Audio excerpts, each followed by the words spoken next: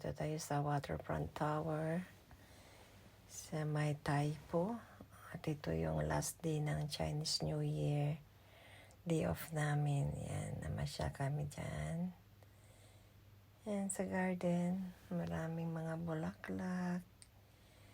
Yung iba patay na pinapalitan lang nila. Yung mga gardener dyan. Yan kami sa Taipo. Yan, iba-ibang klaseng bulaklak. Hindi ko alam ang mga pangalan dahil hindi ko naman binasa yung mga pangalan. Ang alam ko lang yung bugambilya. Yan. Yun yung tower na nakyat ko na nanginginig yung balat ko doon dahil mahangin. Umaalog-alog, nakakatakot. Hindi ko kayang puntahan hanggang sa tuktok.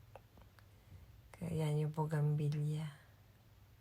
O hibiscus. Ayan, ano ba yung English? Hibiscus ba? Ayan. Yung bugambilya.